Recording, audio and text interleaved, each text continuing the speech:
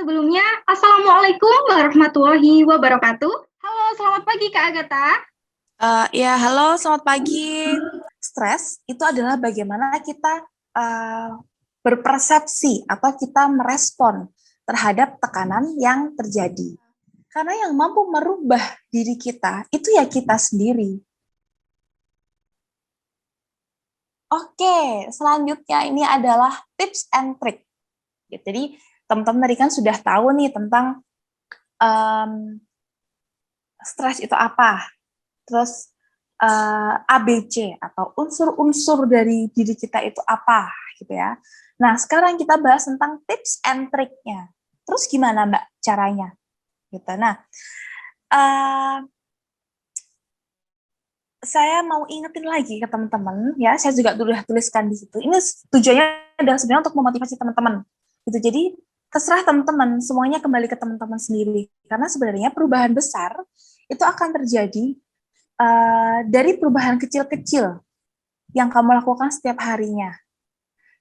Jadi contoh nih untuk teman-teman yang kamu rebahan, Mbak, saya sering banget ngobrol sama teman-teman milenial yang memilih jalurnya untuk ikut ke jalur rebahan. Sering banget ngomongin, Mbak, saya ini malas ngapa-ngapain. Saya ini sukanya rebahan tiap hari, tapi saya pengen sukses. Gimana Mbak caranya? Saya bilang dong otomatis, ya ayo berubah di manajemen dirinya gitu. Tapi susah Mbak manajemen diri itu. Kayak berat gitu loh Mbak berubah. Nah, ini maksud saya, memang untuk berubah, untuk keluar dari zona nyaman, itu membutuhkan effort yang sangat besar. Karena kita tidak terbiasa melakukan itu. Jadi, kalau kita berpikir, oke, aku harus berubah seperti apa gitu ya, itu berat banget rasanya pasti di pikiran kita tuh, angel susah gitu ya. Tapi buatlah perubahan itu dari hal-hal kecil dulu aja, yang paling kecil aja lakuin. Hal-hal kecil yang kalian rubah itu nggak akan useless kok, nggak akan mubadir, nggak akan sia-sia kok, enggak. Karena dari perubahan kecil-kecil itu akan muncul perubahan besar. Contohnya untuk teman-teman yang rebahan ya, mulailah perubahan kecil. Oke, aku komitmen, aku bangun pagi besok. Itu perubahan loh. Jangan salah, gitu ya. Atau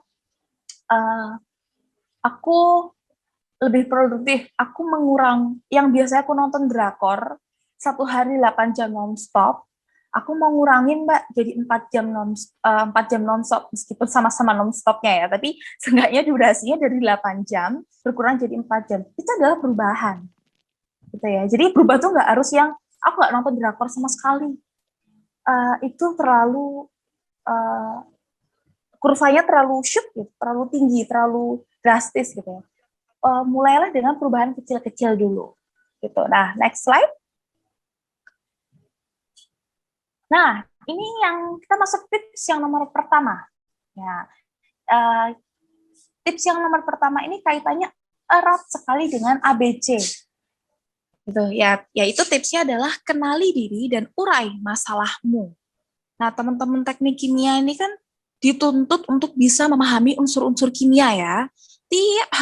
Tiap hari belajar tentang atom, tentang molekul gitu ya, dan segala unsur-unsurnya. Jadi kalian dituntut untuk paham itu. Nah, sekarang ini waktunya saya juga secara halus nih ya, secara halus banget, permisi, punten gitu, menuntut teman-teman untuk juga belajar memahami unsur atau aspek-aspek dari ABC ini pada diri kita. Gitu. Jadi kenali diri ini adalah uraikan masalah-masalahmu, uraikan ABC-mu, kenali dirimu, gitu ya. Terus gimana Mbak caranya? Ya saya tahu Mbak harus menguraikan, tapi gimana caranya? Gitu. Satu-satunya cara adalah duduk diam, ya, konsentrasi dan berinteraksi dengan diri kita sendiri. Kayak apa ya? Kalau saya bilang tuh kayak ngobrol gitu ya dengan diri kita. Sekarang saya nanya dulu ke teman-teman, kapan terakhir teman-teman ngobrol dengan diri sendiri? Coba diingat-ingat lagi. Terakhir kalian self talk, terakhir kalian tuh ngobrol dengan diri kalian sendiri itu kapan sih? Gitu ya. Ketika kalian ngobrol dengan diri sendiri itu kan sama aja kalian tuh menyentuh jiwa, ya. Kita nanya nih ke diri kita tuh merasa apa sih? Maunya diri kita tuh apa sih? Nyamannya kita tuh apa sih? Gitu ya. Kita tanya. Cara mudahnya gini, teman-teman di sini kan dituntut ya untuk berkomunikasi setiap harinya dengan orang lain. Nah, lakukan itu untuk diri kita sendiri gitu loh. Ngobrol dengan diri kita. Contoh, misalkan teman-teman yang punya kendala di tugas akhir, ya, unmotivated Mbak, rasanya aku nggak punya motivasi buat nyelesain TA. Prosesku mandek di sini gitu ya. Tapi jangan salah ya, saya juga baru aja beberapa minggu yang lalu mengalami ini gitu ya. Saya juga unmotivated terhadap tugas akhir saya, terhadap tesis saya, karena saya kayak capek ya, nggak selesai ya gitu. Tapi nggak ada salahnya buat teman-teman punya kendala ini, karena yang perlu kita pahami ini semua adalah proses gitu ya. Jarang sekali ada proses kita melakukan sesuatu itu mulus gitu aja, kayak celing gitu ya, nggak ada kendala apa-apa gitu. Ini semua proses gitu ya. Contoh misalkan tadi teman-teman yang mandek TA-nya, teman-teman yang TA-nya itu berhenti atau unmotivated gitu ya. Coba tanya ke diri kalian dan analisa, kenapa ya kok aku nggak nyelesain TA? Kenapa ya kok aku unmotivated? Itu kan proses kalian bertanya ya. Dari kalian bertanya pasti kalian menemukan, oh, apa karena aku mikir TA ini susah ya? Coba amati kata-kata saya. Oh, apa karena aku mikir TA ini susah ya? Berarti itu adalah unsur C. Kalian udah nemukan itu, unsur kognitif. Terus, karena aku mikir susah, akhirnya aku ngerasa nggak mampu.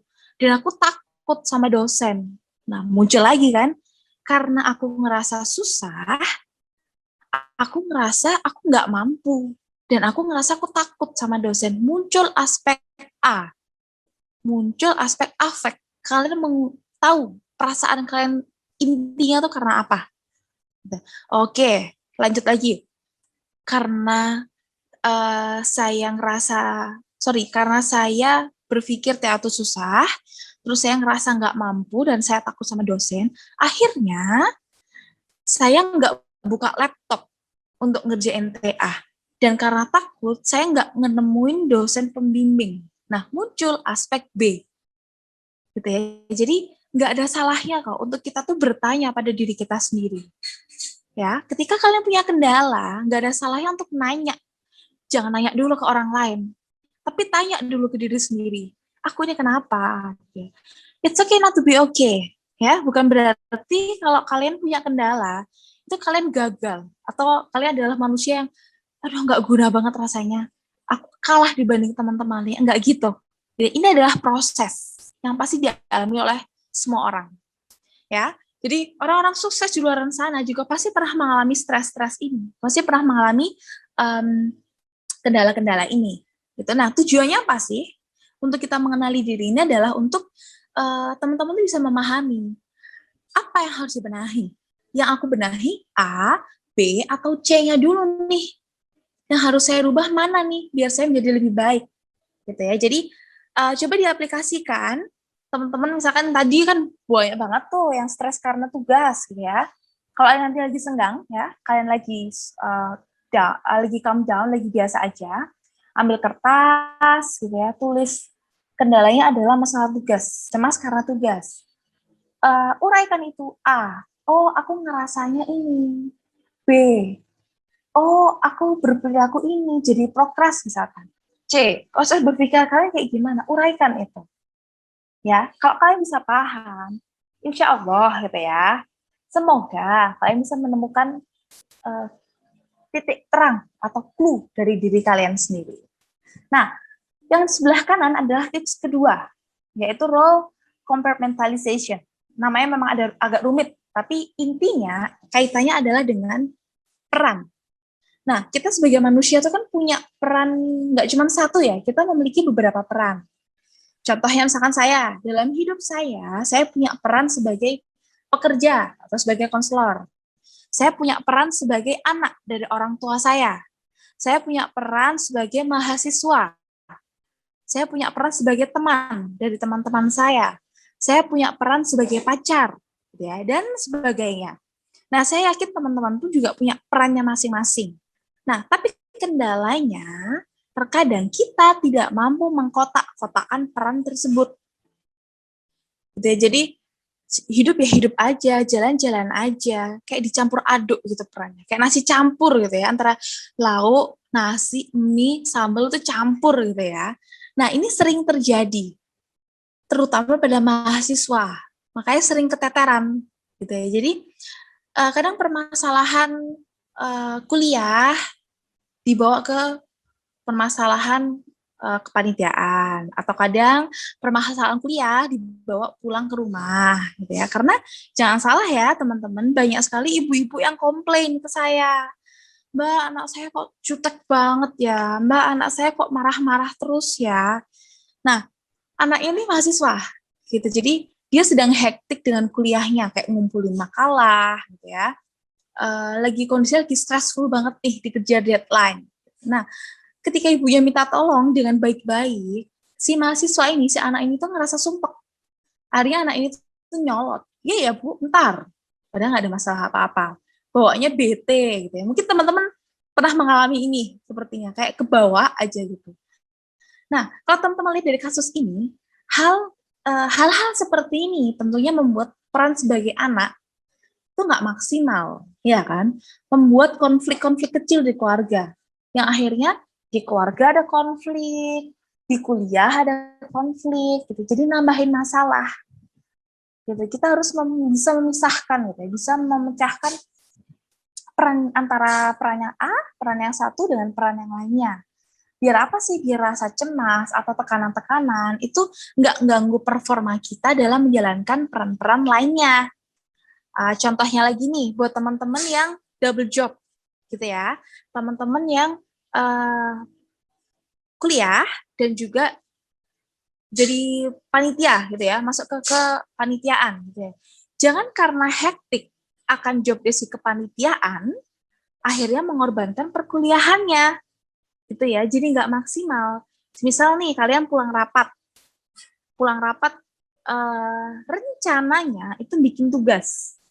Tapi karena masih ke bawah sumpah, karena rapat tadi, akhirnya kalian nunda tugasnya. Nah, ini harus hati-hati, ya, jangan dicampur adukkan, gitu. Karena dalam psikologi, sebenarnya kesejahteraan atau kebahagiaan atau well-being yang teman-teman sering dengar, itu bisa terjadi ketika hidup kita ini balance, atau hidup kita ini seimbang, gitu. Jadi peran-peran kita dalam kehidupannya itu semuanya balance.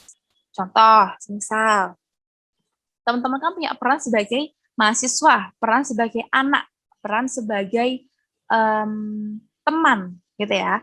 Nah, semisal aja kalian unggul di perkuliahan, teman-teman unggul di perkuliahan, tapi teman-teman nggak menjalankan perannya sebagai teman, apakah akan maksimal?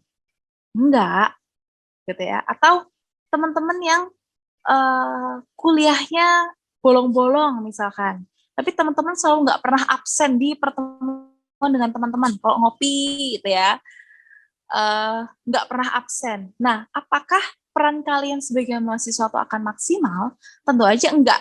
Gitu. Jadi, yang dibutuhkan adalah keseimbangan.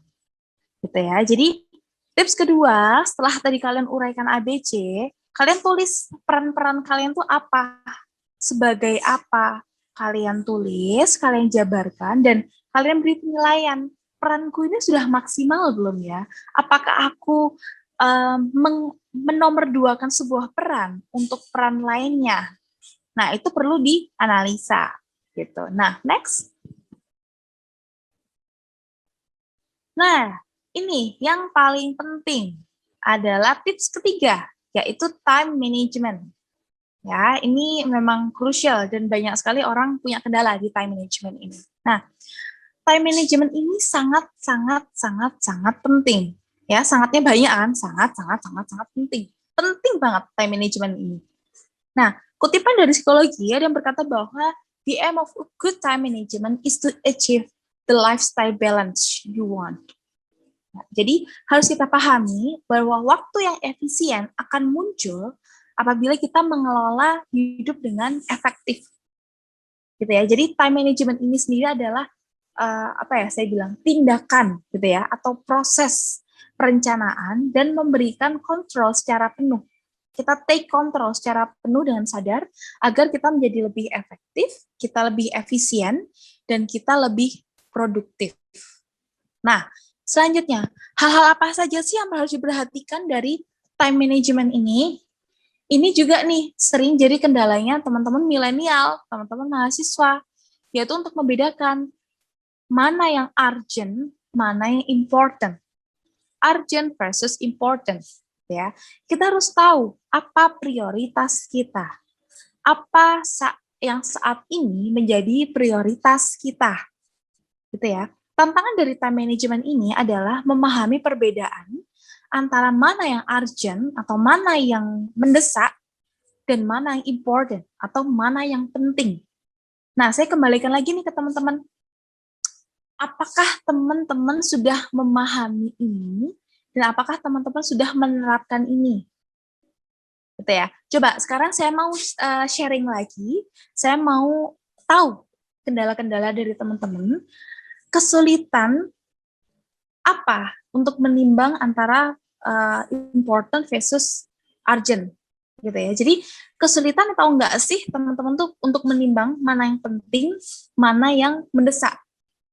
Gitu. Coba teman-teman sharing di bawah ya. Apa kesulitannya gitu untuk menimbang mana yang penting, mana yang mendesak?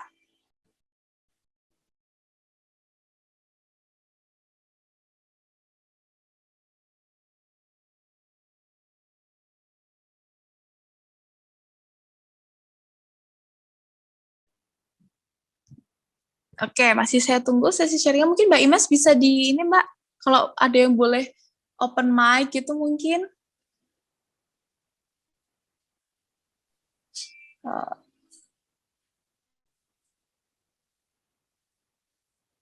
Oke, ini dia sudah masuk nih.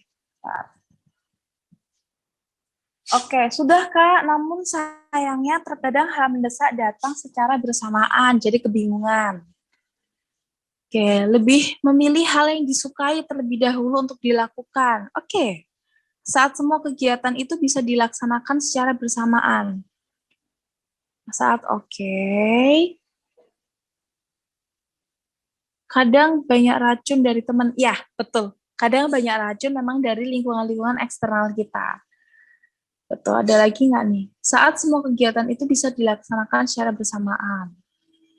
Oke, berusaha buat matuhin skala prioritas yang udah dibuat, Kak, tapi tetap harus ngasih reward buat diri sendiri.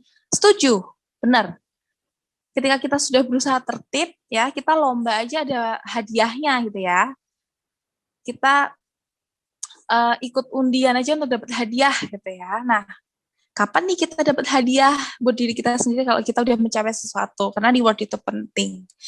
Oke, teman yang kurang support apabila kesulitan dalam tugas. Oke, bisa jadi.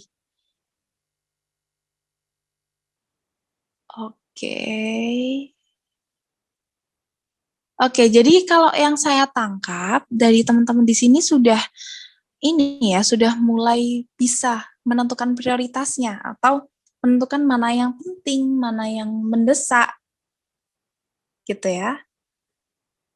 Nah, karena biasanya anak-anak muda ini terbagi dua tim. Yang pertama adalah tim yang sebelum melakukan sesuatu itu menimbang dulu tingkat urgensi dan importantnya. Gitu ya, itu tim pertama. Kalau tim kedua, ya, adalah tim yang super responsif. Jadi kalau ada telepon, bro, ayo ngopi bro, gitu. Respon langsung, cus budal, cus berangkat. Ada juga yang seperti itu, gitu ya. Kalian tim mana nih? Tim yang berusaha menimbang atau tim yang ya udah diajak ngopi, yuk aja, gitu. Nah, terima kasih sharingnya teman-teman.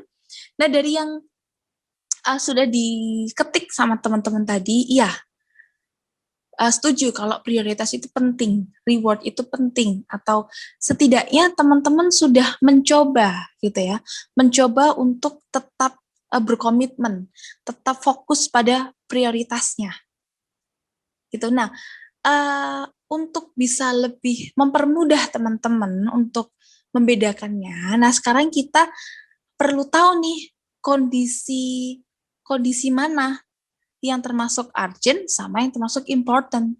Karena apa? Kondisi yang mendesak ya, kondisi yang urgent itu tidak selalu atau belum tentu membuat hal tersebut penting. Tapi kalau hal yang important atau hal yang penting itu adalah hal-hal yang terkait dengan prinsip, prioritas, atau hal-hal yang membuat kita sukses, gitu ya. Mana yang membuat kita bisa mengaktualisasikan diri, itu adalah hal yang important, gitu ya. Coba analisa lagi, ini penting atau mendesak, gitu. Nah, ada pakar psikologi bilang, most of us spend too much time on what is urgent and not enough time what is important.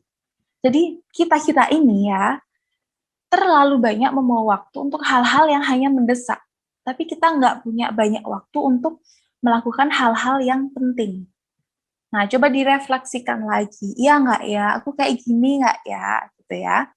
Nah, untuk memahami lebih dalam, di sebelah kanan saya sudah mencantumkan kolom-kolom, jadi sebut aja itu kuadran ya, untuk menganalisa hal-hal apa yang penting, nggak penting, mendesak dan tidak mendesak gitu. Nah, kalau teman-teman lihat itu pada kuadran 1, jadi kotak paling kiri atas, ya. Di kuadran 1 itu adalah hal penting dan hal yang mendesak. Contohnya seperti rapat, itu penting dan mendesak, ya. Terus persiapan ujian, terus tugas-tugas atau pekerjaan yang memiliki deadline, itu penting dan mendesak. Atau juga keadaan-keadaan yang sifatnya krisis seperti kecelakaan, gitu ya. Itu kan penting dan mendesak. Nah, untuk hal-hal di kuadran 1, kita harus do now. Kita harus lakukan sekarang juga. Ya, kita harus mengoptimalkan bagaimana manajemen waktu agar hal-hal tersebut dapat kita lakukan dengan efisien. Gitu ya. Nah, saya sudah juga bagikan worksheet atau lembar kerja gitu ya ke teman-teman. Ada juga nih tabel kuadran ini. Jadi, kalau teman-teman senggang, kalau teman-teman mau, nanti teman-teman bisa analisa hal-hal apa yang ada di kuadran-kuadran itu. Gitu ya. Jadi reminder buat diri sendiri. Oke, itu tadi kuadran 1 ya, hal yang penting dan hal yang mendesak. Sekarang kita move ke kuadran 2 di sebelah kanannya. Ya, pada kuadran 2 ini adalah hal yang penting tapi tidak mendesak. Gitu ya. Hal yang penting tapi tidak mendesak. Contohnya seperti menjalin silaturahmi dengan teman atau keluarga. Gitu ya. Silaturahmi itu penting. Kita membangun hubungan baik dengan orang itu memang penting tapi tidak mendesak. Gitu. Atau contoh gampangnya traveling, gitu ya. Kita refreshing, traveling keluar kota sama teman-teman mungkin, gitu. Itu kan pas traveling ya. Nah, ngerasa kayak aduh Mbak, saya penat, saya butuh traveling, butuh refreshing gitu. Kalau orang-orang bilang ya, butuh refreshing.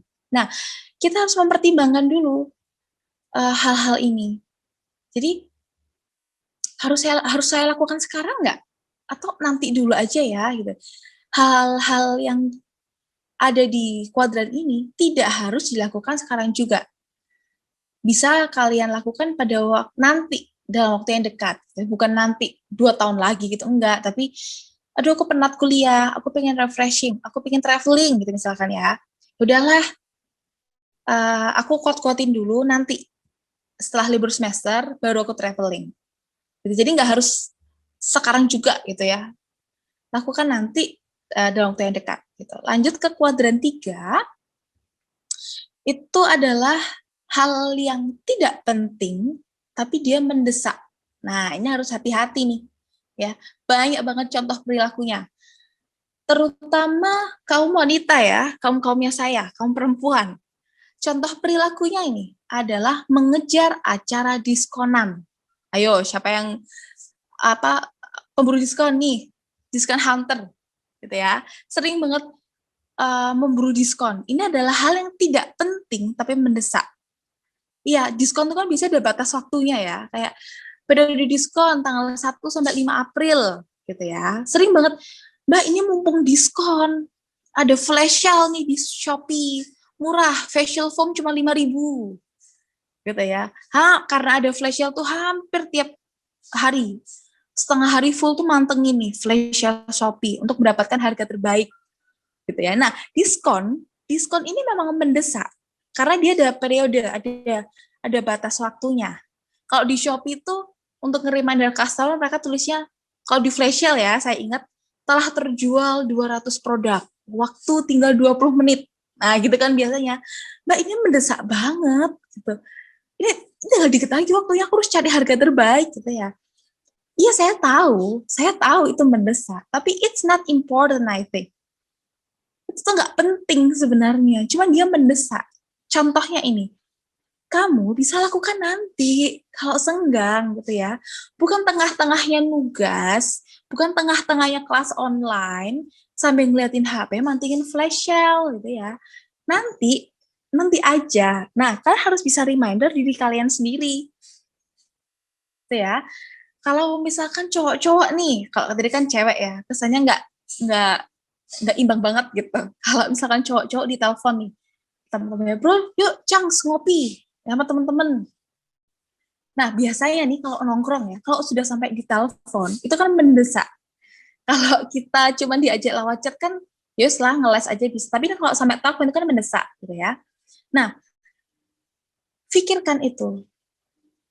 Kalau memang nggak memungkinkan, atau kalian sedang melakukan sesuatu hal lebih penting, ya lakukan nanti, lakukan besok-besok aja gitu ya. Tapi kalau memang kalian mau keluar, ya use caution. Kalian harus use caution. Kita harus menerapkan batasan-batasan pada diri kita. Oke, aku keluar nih, aku ngopi nih, tapi 2 jam aja. Nah, harus ada batasannya. Jangan yang yus lah, gak apa metu mbak arek-arek, keluar aja lah sama teman-teman, gitu ya. Nanti sampai jam 10.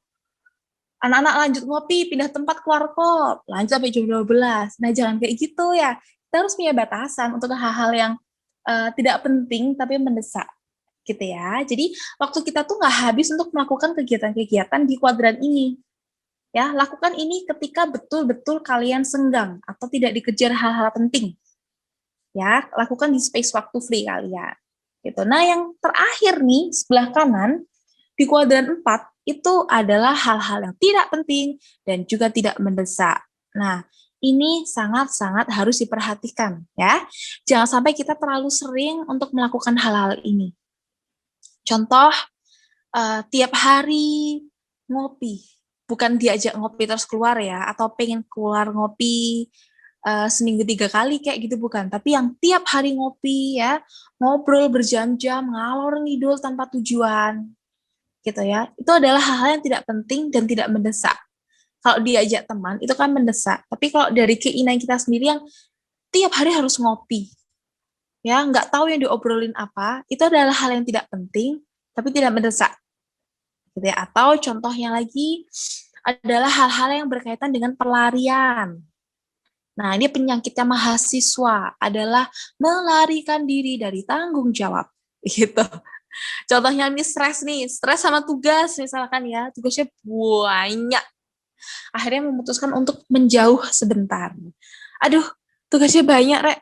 Tak taruh dulu aja, aku taruh dulu aja bentar aja ngerjainnya.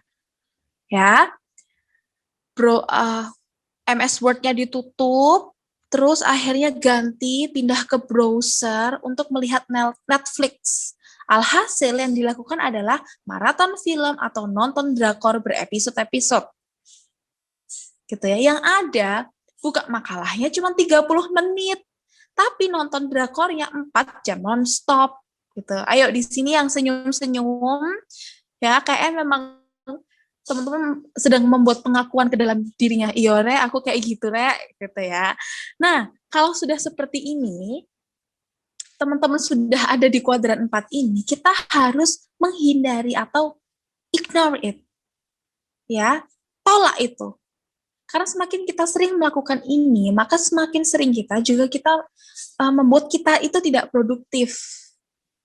Coba kita pikir produktifnya dari mana gitu ya. Untuk kerjakan makalah, itu kan biasanya durasinya nggak bisa cuma sebentar ya, untuk kita merangkai makalah. Tugas aja deh, jangan skripsi, jangan TA. Tugas aja. Itu butuh waktu durasi sekitar 2 jam. Itu dari cover sampai daftar pustaka. Gitu ya. Setengah jam aja sudah nyerah. Tapi kalau nonton drakor, kalau maraton film, 4 jam itu mata masih melek. Ya, biasanya seperti itu kan. Itu godaannya memang. Gitu. Nah, sadari ya, kasih list-list. Aku kayak gitu nggak ya? Hal-hal di kuadran 4-ku ini apa ya? Nah, ketika kalian melakukan itu, tolak itu. Gitu ya, kita harus menolak. Ya, harus kuat ya. Harus yakin, harus berkomitmen. I will not do this. Aku nggak akan melakukan ini. Because it's not important and not urgent. Ini tuh nggak penting, ini tuh nggak urgent, nggak mendesak. Aku nggak boleh ngelakuin ini. Gitu. Nah, saya yakin sih teman-teman di sini pasti punya iman yang kuat ya untuk tidak melakukan hal-hal yang tidak bermanfaat lagi ya. Semoga imannya kuat, gitu ya. Jadi silakan dianalisa. Jangan perbanyak hal-hal di kuadran 1, kurangin hal-hal di kuadran 4, gitu ya. Nah, next untuk yang terakhir, slide terakhir kayak ini. Nah, yang terakhir adalah goal setting, ya, atau penetapan sasaran. Jadi tujuannya adalah untuk menentukan arahnya kita ini mau kemana sih. Jadi untuk menentukan tujuan kita tuh berjalan ke arah yang pasti, gitu ya. Bukan kita jalan tanpa tahu arahnya mau kemana. Gitu. Nah, kita harus membuat konsep atau langkah-langkah kita untuk memiliki tujuan yang jelas dan bermanfaat. Contoh misalkan teman-teman panitia ya dalam contoh ini aja dalam kalian merancang kegiatan kuliah tamu. Kalian kan pasti membuat goal setting kan. Tujuannya apa ini acara? Sasarannya apa sih? Capaiannya apa sih? Nah, itu juga harus kita buat untuk diri kita sendiri. Gitu ya. Nah, kenapa goal setting ini menjadi penting? Karena dengan adanya goal setting, itu membuat kita menjadi memberikan atensi atau perhatian yang penuh gitu ya pada hal-hal yang memang penting atau menjadi prioritas untuk kita. Jadi tekankan sekali lagi pada prioritas ya. Untuk teman-teman yang lagi nyari kerja misalkan setelah lulus nanti aku mau cari kerja. Nah, tekankan prioritas ini. Aku mau cari kerja, kerjanya apa? Pengennya gimana? Nah, tekankan ini. Jadi kita jalan itu menuju titik yang pasti. Nah, tujuan lainnya adalah menggerakkan kita untuk lebih berusaha. Jadi ketika kita tujuannya itu jelas gitu ya di depan mata, meskipun kita merasa sulit untuk mencapai atau ngerasa kok kayak masih jauh ya, tapi kita tahu pasti gitu seberapa yang dibutuhkan, seberapa banyak langkah yang dibutuhkan untuk mencapai tujuan. Gitu ya. Jadi kita memiliki goal setting sesusah apapun itu, kita akan terpacu untuk memperbesar usaha kita dalam mempercepat langkah untuk sampai ke titik itu. Kalian pernah lihat ini nggak sih film 5 cm yang daki-daki itu?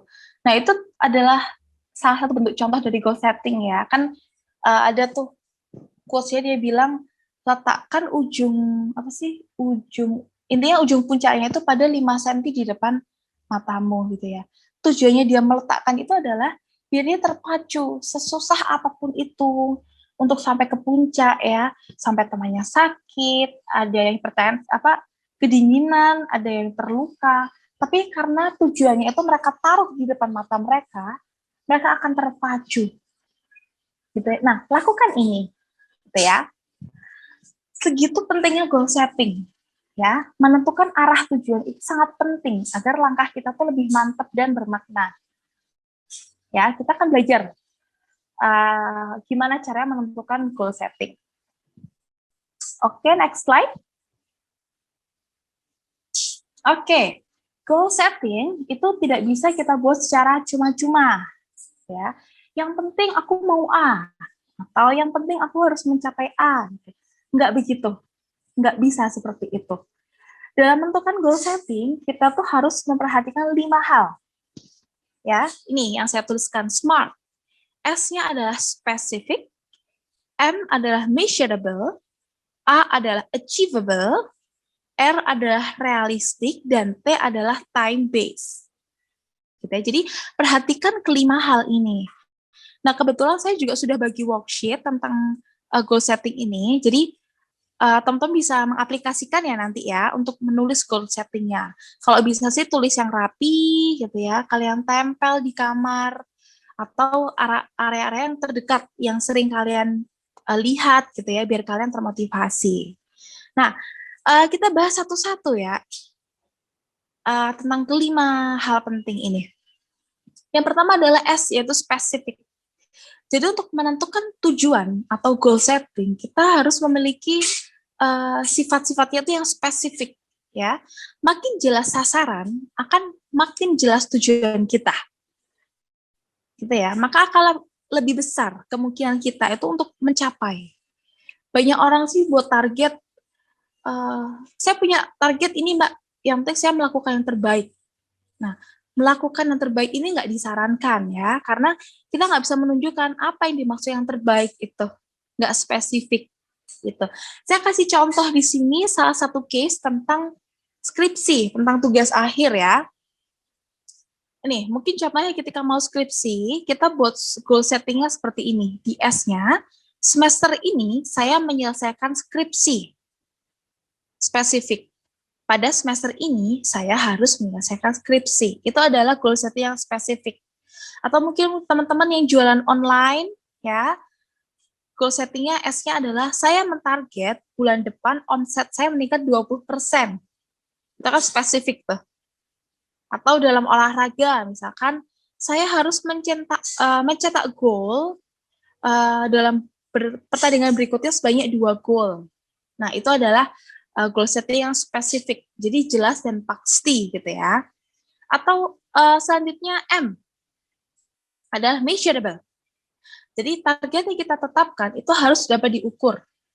Kenapa ya kok harus bisa diukur? Karena kalau nggak bisa diukur, kita nggak bisa menilai kemajuan dari progres kita. Jadi pada dasarnya yang kita harus punya tolak ukurnya, tolak ukur keberhasilannya, gitu ya. Semisal tadi targetnya tadi kan saya harus menyelesaikan skripsi di semester ini, gitu ya. Nah, kita harus punya tolak ukur untuk progres kita. Contohnya nih, oke, bulan pertama saya harus menyelesaikan bab 1 sampai 3. Gitu. Keberhasilannya apa? Tolak ukur keberhasilannya adalah saya harus mendapatkan ACC dari dosen. Gitu ya. Jadi setelah bab 1 sampai bab 3 saya fix dan dapat ACC, maka saya bisa lanjut melakukan penelitian. Nah, ada tolak ukurnya. Gitu ya. Nah, yang A adalah achievable atau mampu dicapai. Gitu ya. Jangan kita membuat target yang mustahil untuk dicapai. Contohnya kayak gini, saya harus selesai skripsi dalam waktu 2 minggu. Wow, skripsi atau TA 2 minggu gitu ya.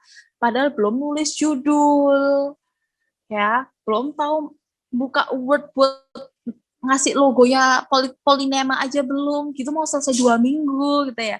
Itu kan mustahil gitu ya. Jangan membuat target-target yang seperti itu, karena apa? Kita harus memacu diri kita, gitu ya, biar kita nggak berhenti di tengah jalan, biar kita nggak berhenti di perjuangan kita. Ya, karena ketika di tengah jalan kita gagal dalam melakukan usaha itu, kita baru sadar, walah, ini tuh mustahil ternyata. Kita baru sadar bahwa hal itu tuh mustahil. Nah, secara otomatis kita akan mundur. Ya, kita tidak melanjutkan usaha tersebut, kan sia-sia gitu ya. Jadi achievable, harus mampu dicapai, dan mungkin dicapai. Nah, ini lanjutannya adalah R, yaitu realistik. Jadi sebuah tujuan tuh harus realistis gitu ya. Ini sama kayak yang achievable tadi, be realistic. Ya. Pahami kemampuan kita, pahami kapasitas kita, pahami kemungkinan yang terjadi, gitu ya, pahami kondisi kita saat ini, sehingga kita realistis.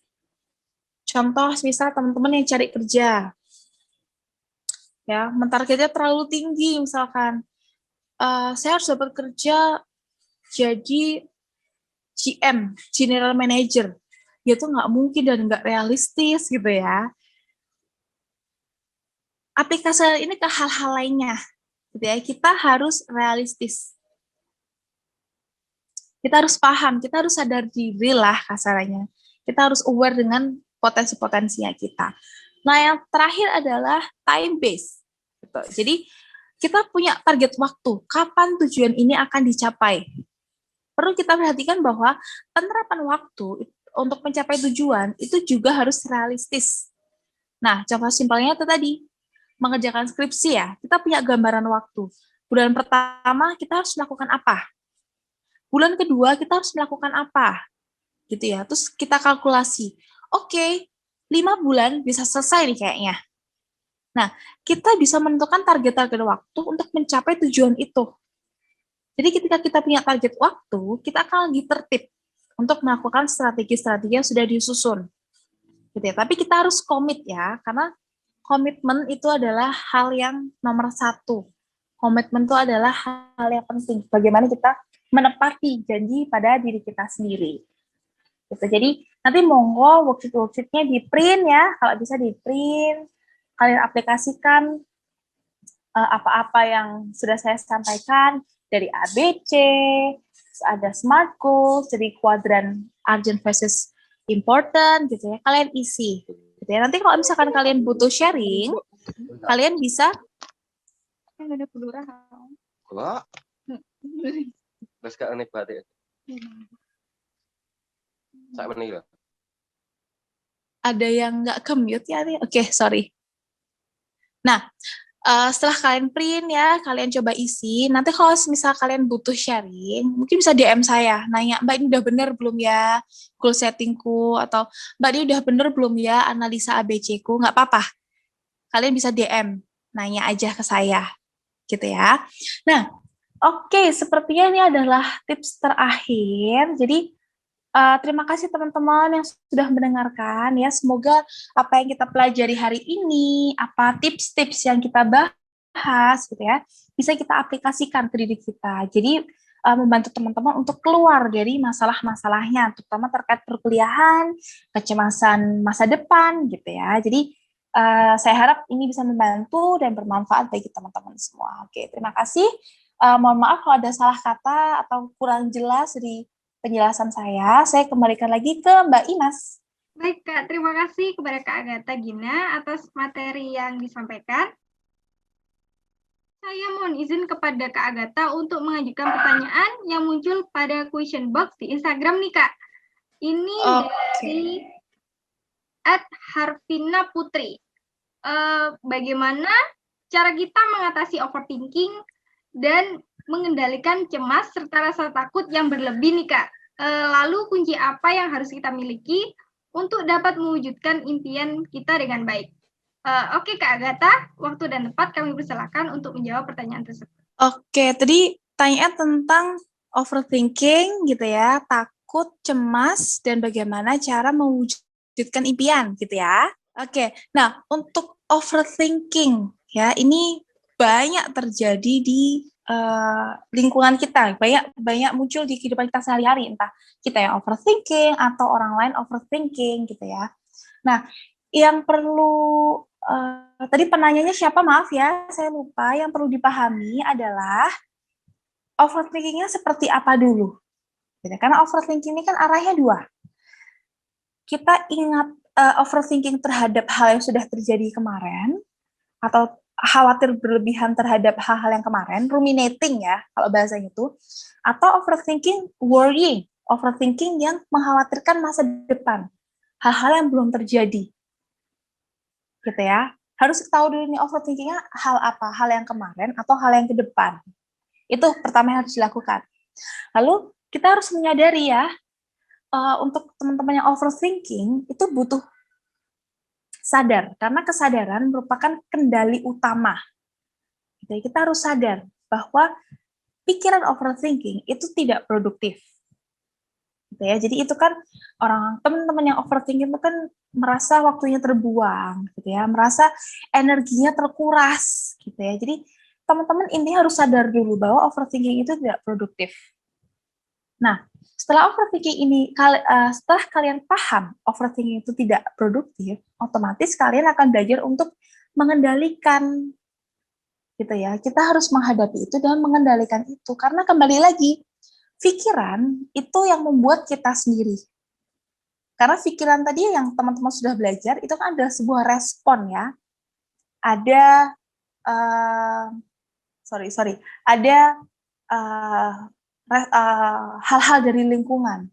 Nah, respon kita dengan berpikir itu kan tergantung kita, gitu ya. Itu merupakan sebuah respon. Jadi kita belajar untuk mengendalikan. Nah, selanjutnya adalah introspeksi dan refleksi, gitu ya. Coba dicari tenangnya gimana, karena overthinking ini kan rasanya kayak nggak tenang gitu ya. Kok aku nggak tenang banget ya Mbak, aku selalu berpikiran negatif, aku selalu overthinking gitu. Coba belajar yang namanya relaksasi, mungkin membuat diri itu tenang. Jadi kalau teman-teman ngelihat di Google atau di Instagram, sekarang kan sudah banyak ya cara-cara refleksi, mengatur pernafasan, kayak gitu. Coba belajar itu dulu. Gitu. Jadi kunci dari menghilangkan kecemasan, menghilangkan ketakutan berlebih, atau menghilangkan overthinking, itu adalah dengan kita bisa tenang. Ya, buat teman-teman mungkin kalau yang bisa ini ya, renang, kalau kalian ngerasain, renang itu adalah hal yang membuat kita tenang. Gerakannya renang itu kan pelan gitu ya. Kita di dalam air, kita sunyi kan, di dalam air itu kan sunyi gitu ya. Itu membuat kita tenang. Nah, lakukan hal-hal yang sekiranya membuat kalian tenang. Intinya di situ dulu, tenang gitu ya. Nah, terus kalau sudah tenang, aplikasikan tadi yang sudah saya bahas. ABC-nya gimana nih? Analisa. Sama seperti teman-teman menganalisa unsur-unsur kimia gitu ya. Analisa diri, kenapa aku kok overthinking? Aku kok takut ini kenapa? Apa yang aku takutkan? Gitu. Jadi tulis, kalau bisa tuh tulis di kertas gitu ya. Aku takut akan hal ini sehingga aku cemas. Itu kalian uapkan melalui tulisan. Biar kalian tahu apa yang harus dirubah. Oh, ternyata pikiranku yang harus dirubah. Oh, ternyata habitku yang harus dirubah. Kayak gitu. Semoga terjawab ya, bagaimana untuk menurunkan kecemasan, takut, dan overthinking. Nah, kalau yang tadi selanjutnya tuh nanyanya, bagaimana kita, kunci agar kita bisa mewujudkan impian kita dengan baik. Nah, mewujudkan impian. Ya, impian itu kan kepenginnya kita ya. Kita harus menanamkan mindset di awal bahwa yang bisa melakukan semuanya, atau yang bisa merubah semuanya adalah aku sendiri. Gitu ya, kadang teman-teman punya impian gitu ya, tapi dia nggak percaya diri, dia nggak percaya pada dirinya sendiri. Nah, hal utama yang harus dilakukan adalah kita harus percaya. Gata, kamu bisa. Itu dulu aja. Jadi kalau saya ibaratkan tuh jiwa dan raga. Teman-teman tahu kan ya, raga itu fisik ya, fisik, jiwa itu secara psikologis. Jadi jiwa dan raga kita itu tuh kompak, jadi satu gitu loh, sahabatan gitu ya, klop gitu ya. Jadi kita harus percaya sama diri kita. Nah, kedua adalah menerapkan yang sudah saya jelaskan tadi, seperti goal setting gitu ya, terus menganalisa kuadran 1-4, hal mana yang penting dan mana yang urgent, kebiasaan-kebiasaan apa yang harus dihilangi gitu ya. Kita harus mengontrol diri kita secara penuh. Gitu. Nah, cara tambahannya yang bisa dilakukan adalah dengan terus memacu diri untuk melakukan hal-hal produktif. Ya, jadi mengembangkan diri. Kita harus menanamkan value di setiap apa yang kita lakukan. Contohnya, teman-teman teknik kimia memang tugasnya kan adalah kuliah ya, belajar tentang mostly tentang bagaimana sih teknik kimia itu. Nah, jangan lupa untuk terus mengembangkan diri. Contohnya ikut kegiatan-kegiatan pengembangan diri, pengembangan karir, gitu. Ikut seminar pengembangan diri gitu, atau teman-teman terjun di kepanitiaan. Ya, karena kan sebenarnya kepanitiaan atau acara-acara di luar kuliah itu kan juga membuat kita belajar ya, punya pengalaman berorganisasi, punya pengalaman memimpin, pengalaman bekerja sama. Nah, perbanyak pengalaman-pengalaman itu. Jadi nantinya ketika lulus kuliah ya, kalian tuh nggak hanya jadi lulusan sebagai teknik kimia, nggak. Tapi ini loh, aku lulus sebagai sarjana teknik ya, atau yang D3 berarti lulus menjadi lulusan teknik. Cuman aku punya skill A, aku punya skill B. Nah, skill-skill ini jangan lupa untuk ikut dikembangkan.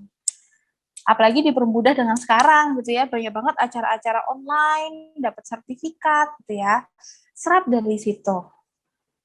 Jadi semakin kita aktif, semakin kita banyak belajar, maka wawasan kita akan semakin luas, dan kita juga bisa mengembangkan skill-skill kita gitu loh, biar kita bisa lebih cepat untuk bisa menggapai impian-impian kita.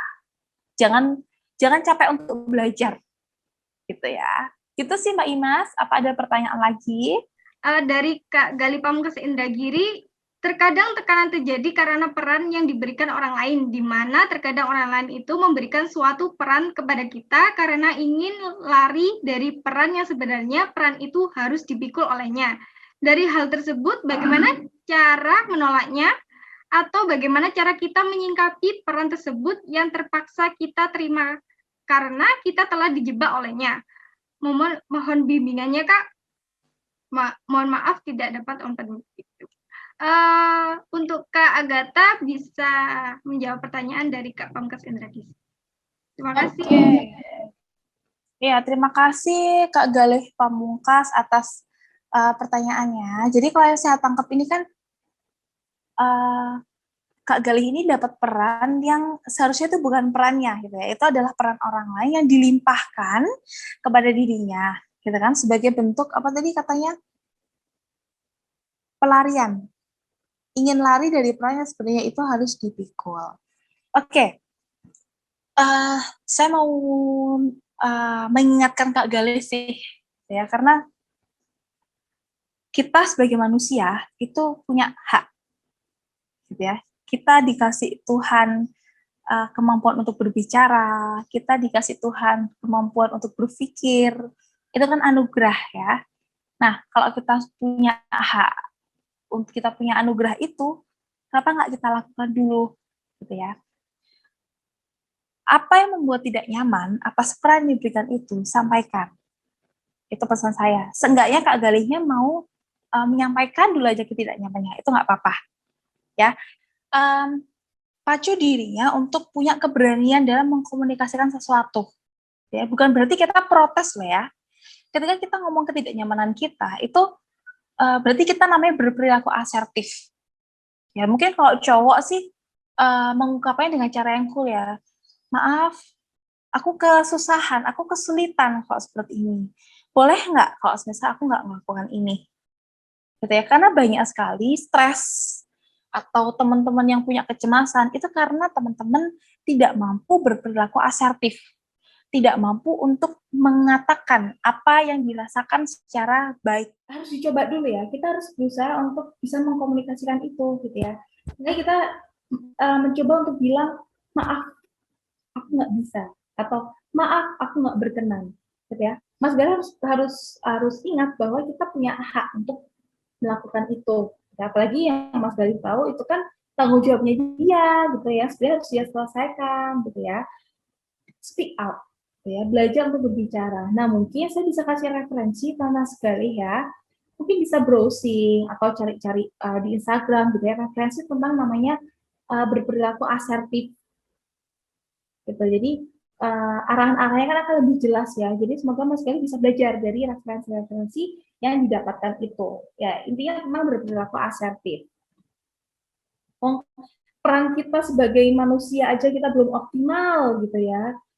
Ya, saya ngerasain sih gimana kalau kita dapat peran lain sebenarnya itu bukan tanggung jawab kita gitu.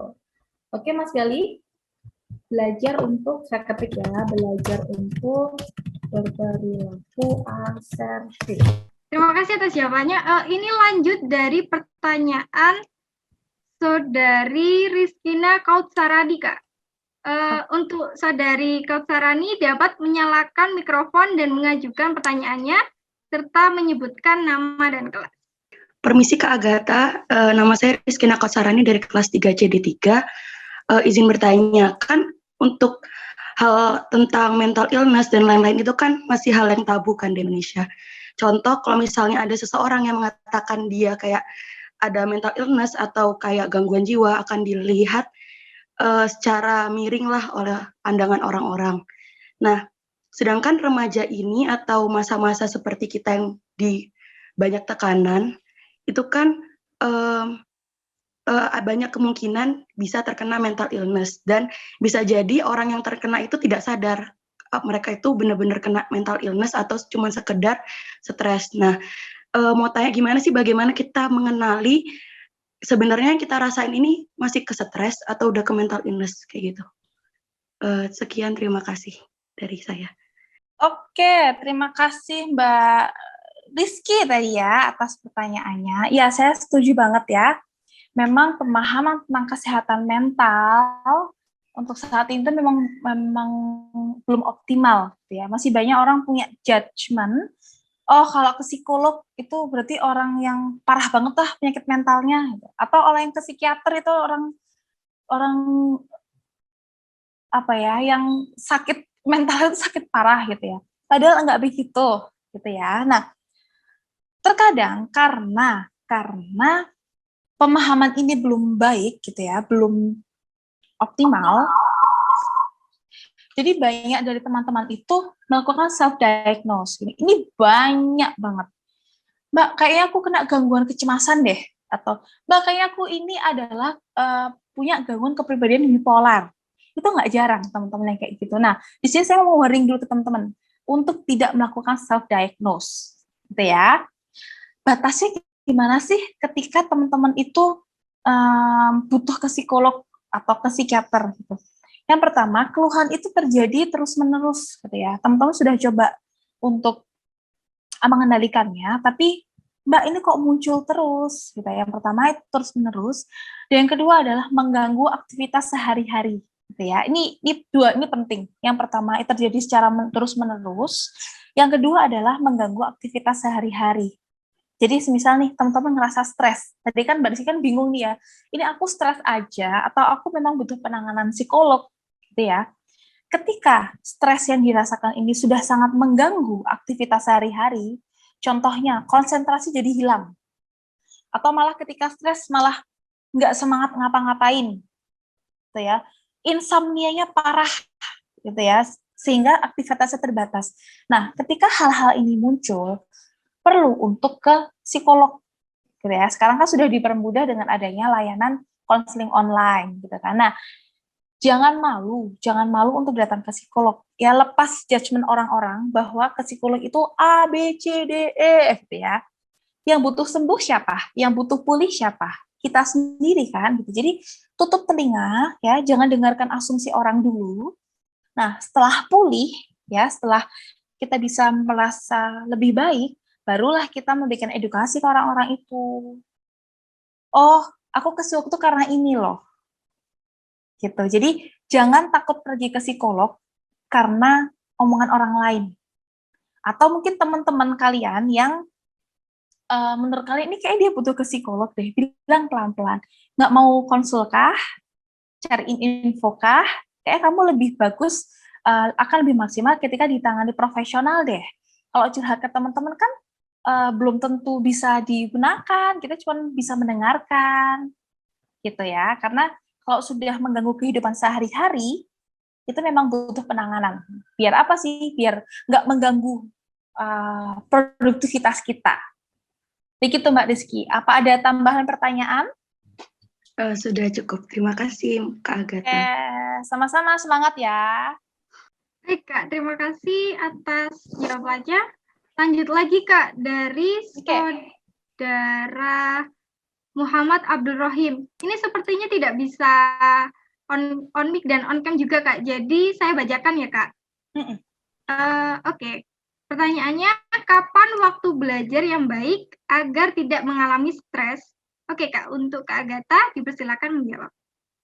Oke, kapan yang waktu baik agar kita tidak mengalami stres? Nah, kapannya nih tanyakan dulu pada diri sendiri, karena ini sifatnya individual ya. Gitu. Makanya tadi saya tekankan perlu untuk mengenali diri sendiri. Aku tuh nyamannya apa sih? Aku tuh kepengennya apa sih? Gitu ya.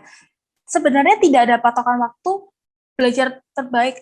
Waktu SMA mungkin teman-teman pernah dengar ya, belajar tuh pagi habis subuh biar nyantol gitu ya. Belajar tuh jangan malam, nanti nggak nyantol. Saya tidak bisa memastikan itu benar gitu loh. Jadi kalau misalkan nanya waktu yang terbaik adalah ya sesuaikan dengan kondisi kalian. Semisal nih, oh aku tuh konsentrasi, aku punya energi besar untuk belajar itu ketika siang malahan, siang-siang bolong gini. Ya lakukan itu. Ya, atau aku lebih bisa konsentrasi, karena kalau belajar kan kaitannya dengan konsentrasi ya, ketahanan kita untuk mempelajari terus-menerus ya dalam satu waktu. Aku konsentrasi maksimal itu ketika hening suasananya, ketika malam hari, ya lakukan itu.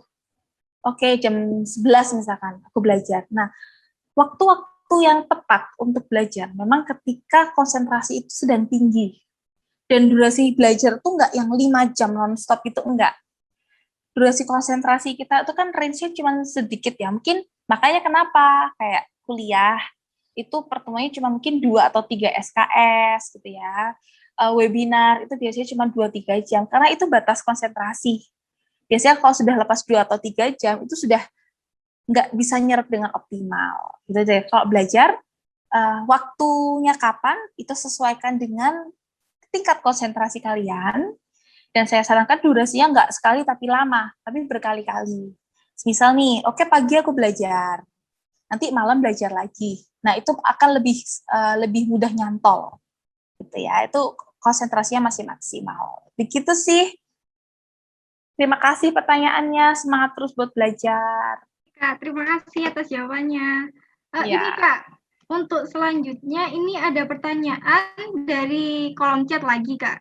Ini dari Saudari Safira Aprilia Cynthia, Kak. Ini tidak bisa on mic sama on cam lagi, jadi saya bacakan ya, Kak. Oke. Pertanyaannya, ketika lingkungan sekitar nggak mensupport, apa yang kita lakukan? Banyak yang meragukan kemampuan kita, dan kita sendiri sebenarnya sudah untuk tidak memperdulikan hal tersebut. Tapi pastinya ada rasa insecure, lalu overthinking, apa iya kita tidak mampu itu? Untuk curhat ke orang lain pun terkadang malah adu nasib. Oke Kak, terima kasih. Mungkin Kak Agatha bisa menjawab pertanyaannya. Yaps. Mbak Safira ya tadi ya. Oke, saya setuju sama Mbak Safira bahwa memang support system atau lingkungan sosial itu sangat penting untuk kita ya. Jadi ketika kita melakukan sesuatu, kalau kita disemangatin, gimana sih? Masa nggak seneng gitu ya? Kalau kita contoh, sebenarnya kita tampil, terus kita dapat soraan dari penonton, itu kan support sosial ya. Masa nggak senang gitu ya? Pasti lingkungan sosial yang positif, yang menyupport kita, itu akan lebih mendorong motivasi kita. Gitu. Tapi lingkungan sosial ini terkadang juga tidak memihak pada kita. Jadi kadang lingkungan sosialku kok nggak suportif ya Mbak, gitu. Kembali lagi, fokusnya adalah ingat ke prioritas, ingat ke tujuan awal. Aku akan melakukan ini demi mimpiku, gitu ya. Ubah mindset-nya seperti ini, Mbak Safira. Jangan menaruh impianmu itu pada orang lain, tapi taruhlah impianmu itu pada diri sendiri. Jadi jangan mindset-nya terbentuknya itu jangan begini. Mereka nggak support aku, ya aku kan jadi kehilangan motivasi. Nah, mindset-nya dirubah. Ini kita ngomongin perkara mindset ya.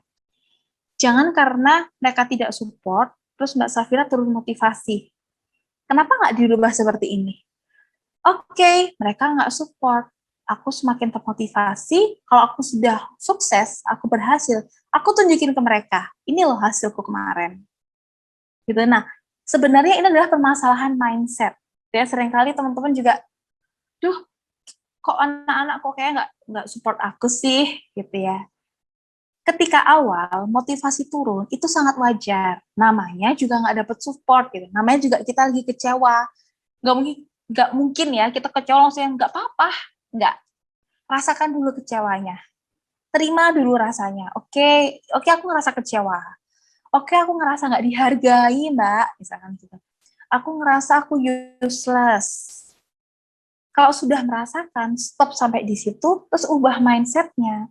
Kenapa aku ngeribetin omongan mereka ya? Kan yang ngejalanin aku. Gitu. Ingat nggak? Mungkin teman-teman kalau tahu cerita sejarahnya apa ya? Air kemasan ya yang harga air kemasan aja lebih mahal daripada harga bensin saat itu. Orang-orang bilang dia orang gila. Ngapain air aja dipakein kayak gitu? Tapi sekarang kita minum pakai produk itu gitu loh. Kita minum pakai air kemasan. Nah, belajar dari kasus-kasus seperti itu. Jadi makanya perlunya untuk manajemen diri, perlunya untuk komunikasi dengan diri sendiri itu biar kita sayang sama diri kita. Dilus-lus. Nggak apa-apa, mereka nggak support, aku bisa kok.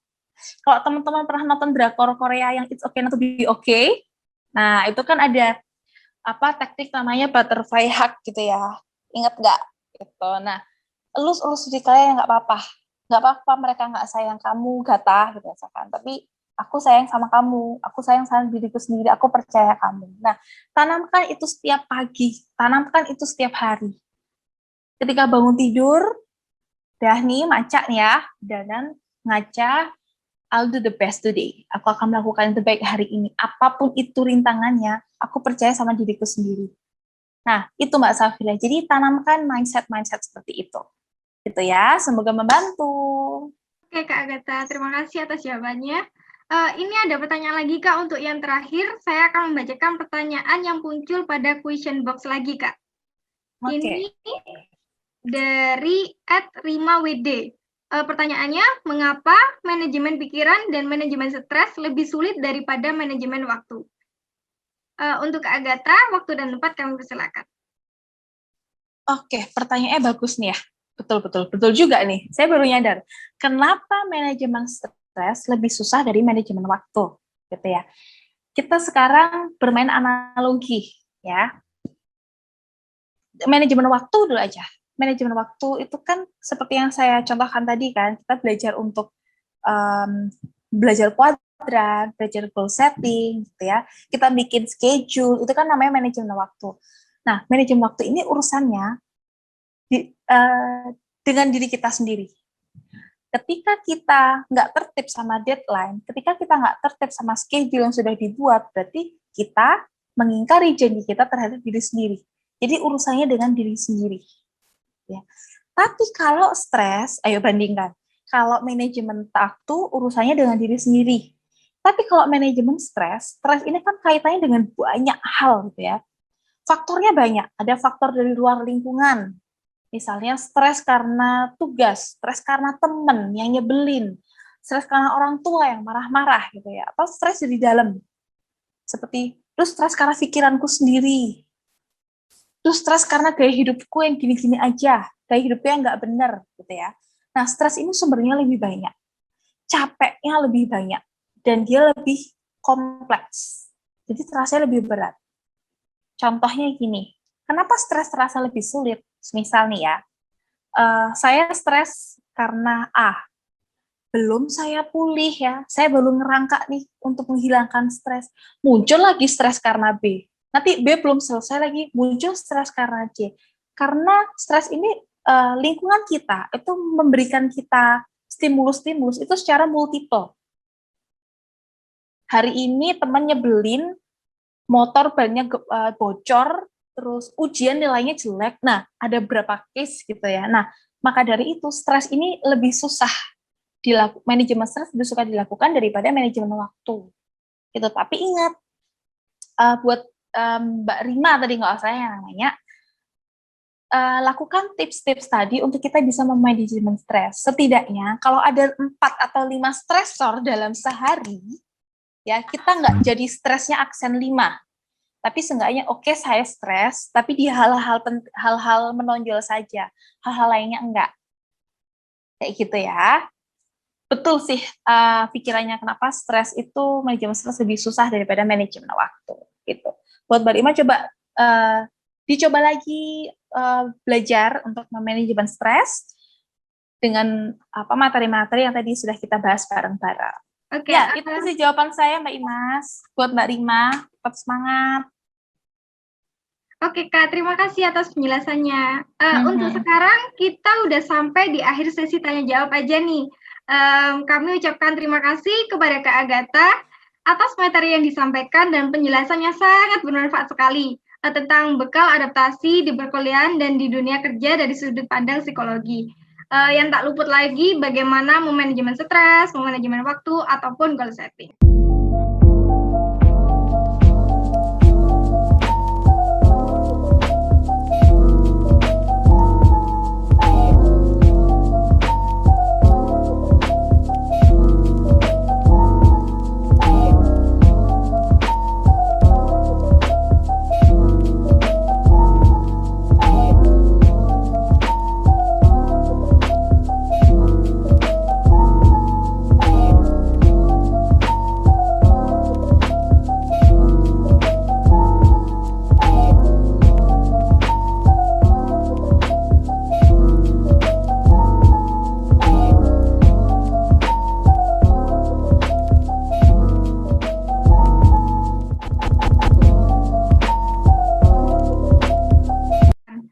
Oke, acara selanjutnya yaitu statement penutup oleh pemateri nih. Kepada Kak Agatha Gina, waktu dan tempat kami persilakan. Oke, ini bukan statement penutup sih sebenarnya, cuma mau pesan aja ke teman-teman. Mulai dari langkah kecil untuk bisa membuat langkah besar, gitu ya.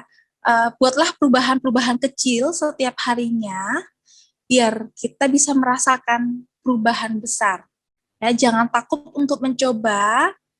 Kalau takut-takut terus nggak kelakon gitu ya, nggak akan terlaksana. Jadi lakukan hal-hal kecil dulu.